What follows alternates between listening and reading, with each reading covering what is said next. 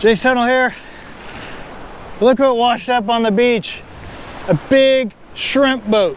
Now this isn't something you see every day. It's called Second Chance. And I hear that they're gonna try to get somebody to pull this off tomorrow, but this showed up late last night, like at 3 a.m. and there was 3 people on it and 2 dogs. And they were rescued off of it. Apparently they had some sort of emergency, engine troubles, something like that, and it drifted up over here. And then they couldn't get their anchors out. So this thing is literally in about less than knee-deep water. And later today is going to be low tide, and I bet what you're going to see is this thing's just going to be on total sand. So I thought we would be able to look at this.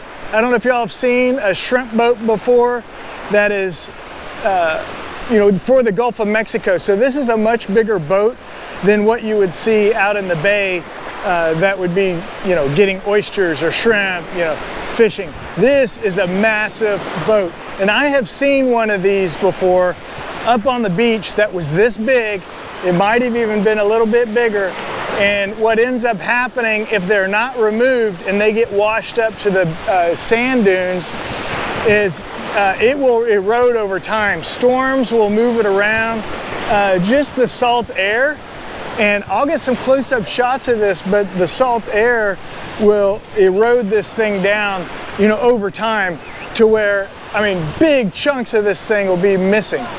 And I'll show you some video of that one. Actually, there was one that came in north of here back in 1997. It was never removed, and over time, with hurricanes and everything, and now you can't even go into like the cabin area over here because it is like, it's gone.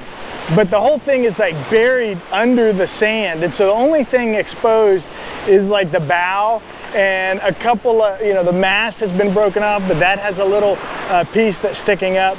So it's amazing what happens to these boats over time if left here. Now, of course, we're in Port Aransas. We're in between the jetty, which is right there, and then we've got Horace Caldwell Pier right here. So this is a very populated spot on the beach and an amazing sight to see. Actually, there are people all around, taking photos and checking this out, because how often do you get to see something like this washed up? But anyway, another day of beachcombing. Thought y'all would be interested to see what's washing up today. Now, you might be thinking, I'm going to come out here and I'm going to say, hey, this is mine, and I get it, like some kind of maritime law or something, right? Well, no, these people were rescued because of the issues that they had with the engine, and they're salvaging it and going to keep it. So if I end up finding out what they do with it later on, maybe I'll give you all an update on another episode of Beachcombing. But for this, that's it for this episode of Beachcombing, and we'll catch you on the next one. Bye.